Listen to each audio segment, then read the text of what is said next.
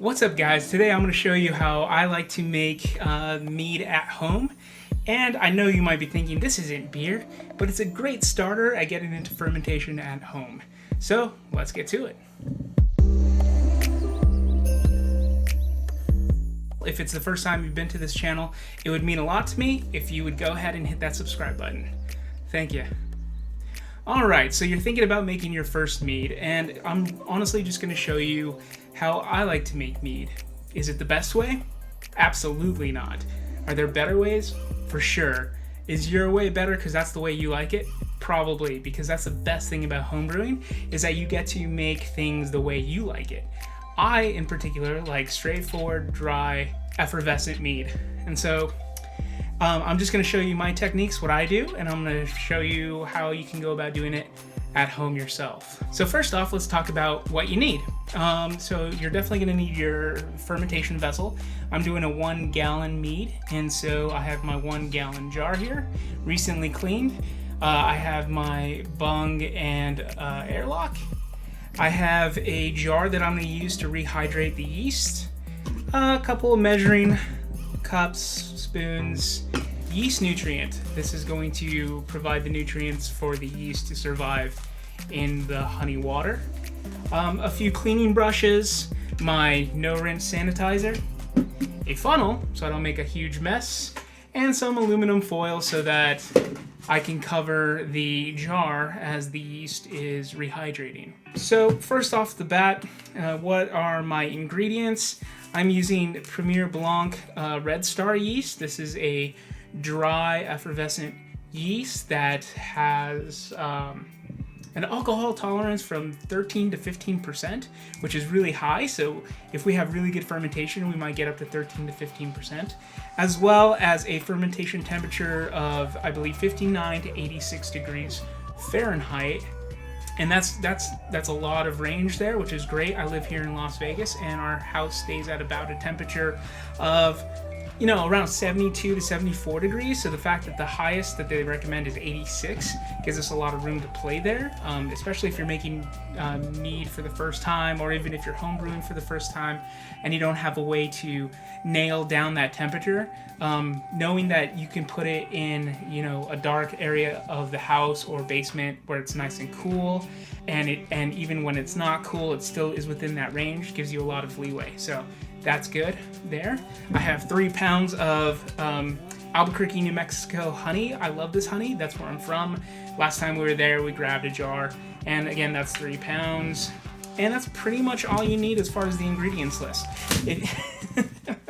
As far as the ingredients list, if you want to do a melomel or an apple cider mead, I recommend going half and half when you start the fermentation process and the other half when you rack to the secondary. The reason for that is you get a mixture of the flavors of what the yeast create and the sweetness from the fruit or cider or whatever you want to add to it in the secondary. So that's just a lot of fun. Again, you can do whatever you want. We're just going to do a straightforward mead today. Just to give you a heads up, I inspected my jar and I found a couple of unclean spots, so always do that first. Make sure your jar is clean. I cleaned it out, washed it again, and then sanitized it. Everything that water is coming into contact with today, or honey or yeast or any of that, has been sanitized for at least 5 minutes. With this, I also, right before I start doing anything, I like to go ahead and give it another spritz. Peace of mind, that's pretty much all that's happening there. And I almost forgot, water. Use what water tastes good to you. Here in Las Vegas, our tap water is incredibly hard, and even filtering it, it's not my favorite. So in this case, I like to use spring water. It's been locked up pretty good, so I'm not too worried about any sanitation problems.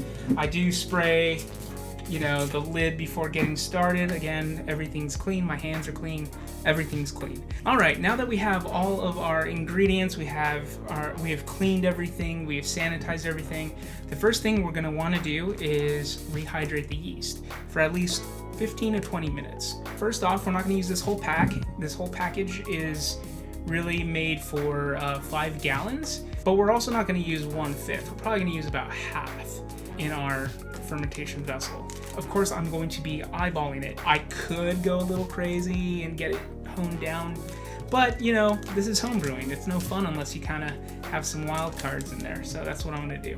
Leave a comment below if you completely disagree with me and you like being absolute 100% of the time. But I like to just, you know, yeah, have a little fun with it and see if anything differs. Let's start with getting a quarter of a cup of water. First pour is always the most scary.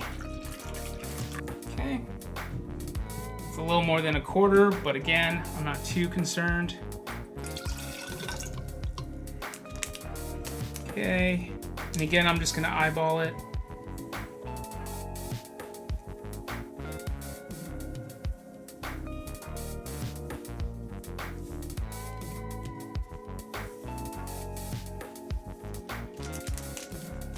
Now the packaging on this says that after opening, the yeast should be used within 1 month and kept under refrigeration. So if I decide to do another mead or anything like that, I'm free to use the second half as long as I make sure to refrigerate it. So I'm gonna put that aside, and I'm just gonna cover the top so that nothing flies into it. We don't want anything funny getting in there, but we also want oxygen to reach it. I'm just gonna give it a little. And so after about 15 to 20 minutes, we'll come back and we should be smelling something like bread. See you in a little bit. 15 minutes later.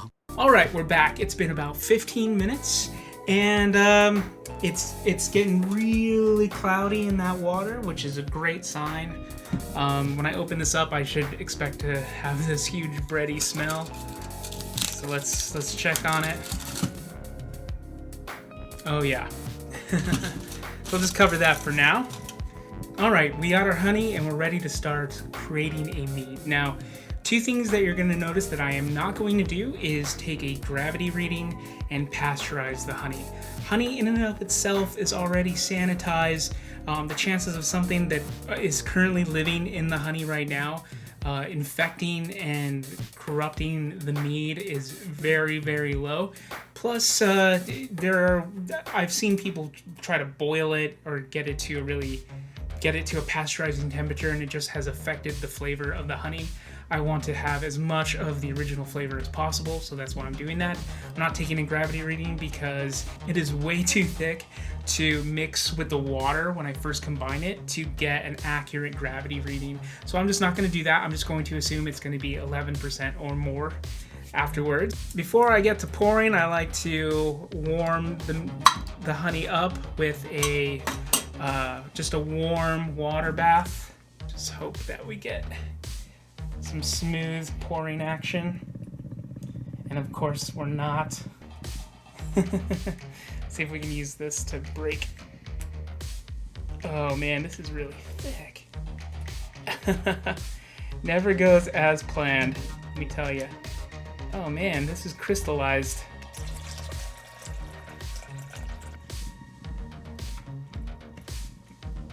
A few moments later. All right, now we are back. What I did is because the honey was still crystallized, even though I warmed it up in a warm bath, it still was pretty bad. It's still dripping from before. That's not too big of a deal. What I went ahead and did, because I still had the water at the ready, I just bathed it for a little longer. If you have, perfectly liquid honey, then you'll have no problem. Of course, remember when you're doing these things to stay clean, sanitize everything you touch. But now we're better off to start, so we're going to go ahead and go for it. And it's going to take some time, and that's why I kind of like to use this very large funnel, but we're seeing just some better movement, a lot better. This is quite honestly the most time-consuming part because honey moves slow, it's incredibly viscous. And try to be as careful as possible because you don't want to make a mess. And of course, as I'm pouring this, I see a dog hair. Keep an eye on that stuff. You never know what dog, cat, whatever hair is gonna come your way. But if it happens, it happens. That's just life. Try to get it out of there before you add the yeast so, it doesn't ferment with it and you get some weird dog flavors. Alright, so that's looking pretty good. Okay, so just kind of help it along if you can. Sometimes it might get stuck. Again, this is going to be the most time-consuming part of making a mead. Yeah, that wasn't too bad, actually. That was without the editing, you would have just seen about 7 or 8 minutes of this. We have a little bit of water in there from when I try to mix it with the crystallized honey. I'm just going to add a little bit more. And we're just going to, as we add water, we're just going to mix it. Try to get as much oxygen in there as possible. That's pretty good. Let's add a little bit more water.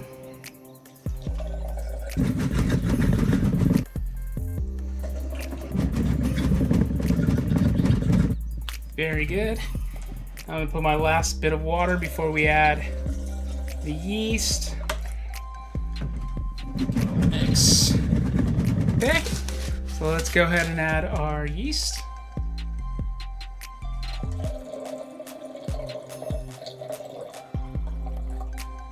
Oh, wonderful. And before we add the rest of the water, we're just going to go ahead and add our nutrient. So according to the nutrient that I have, you want to use a ½ teaspoon per gallon. So this is a gallon. So that's pretty straightforward. I'm just going to get my ½ teaspoon. And now, at this point, you might be wondering why add yeast nutrient. You may have also heard of using raisins. From what I understand, using raisins is kind of a myth. The reason being is that yeast needs nitrogen, and it's actually called yan. Yeast assimilable nitrogen. Now, I have made mead in the past using raisins. It turned out a lot sweeter and with not as much of an alcohol kick, and yeah, you could barely get the alcohol.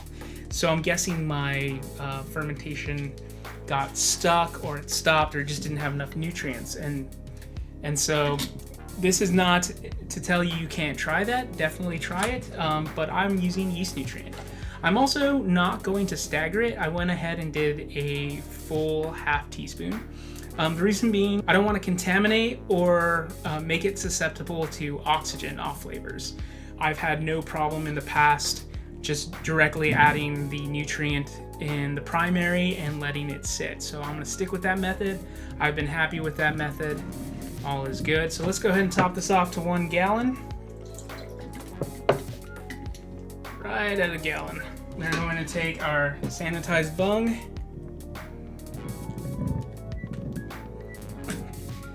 And we're just going to fill the airlock to the prescribed max line. Oh, I'm almost out of sanitizer. All right, we're filled up. Now we have a mead going. Now, as you can see, it's really dark on the bottom, really light on the top. That's what I meant by not getting a good enough mixture to take a gravity reading. But I'm happy with this. I think it looks great. It's going to definitely lighten up as the yeast consume it. I'm curious to see how much it lightens up. It's really dark. That honey you saw me get was really, really dark. But me, aesthetics, when it comes to these things, like, you just can't take it. You can't take it for granted right away. You have to let it do its thing and see what happens.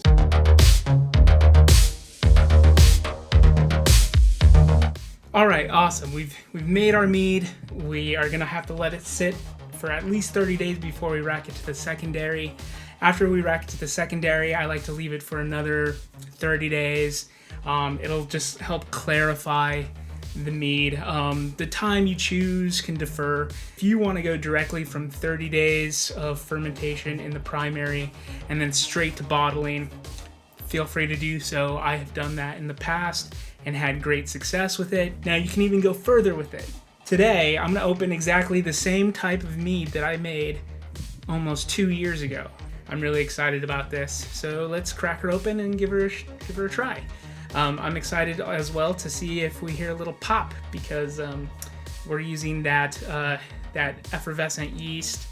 But yes, the Premier Blanc from Red Star. So let's go ahead and, ooh. Yes. Should have done that near the mic. What the hell is wrong with me?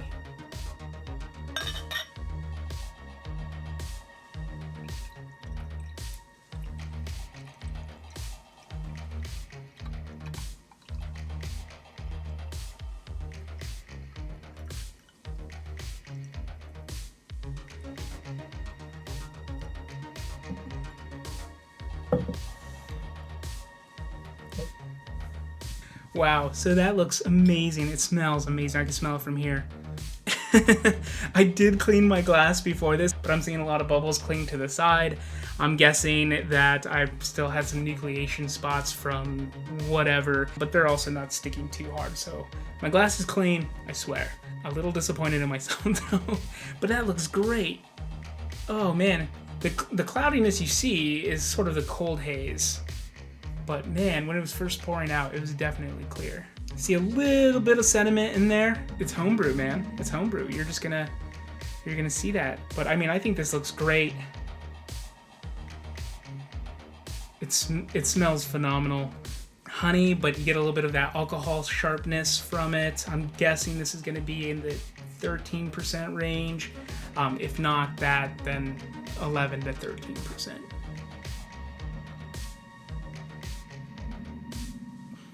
That's delightful. That's exactly what a honey wine should taste like.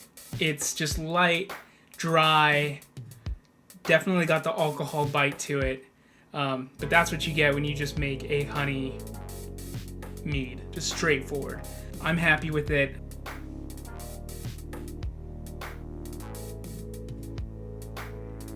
I'm happy with this. I think it's great. I think it turned out very well. I would say it's probably not as pretty as I would have expected. When it was first coming out, it was. So maybe we're just seeing some effects of the chill on the glass. But it's a little cloudier than I thought it was going to be. But that's okay. It's, like I said, it's been 2 years. It was a gamble. For sure, this could have turned out to be just destroyed.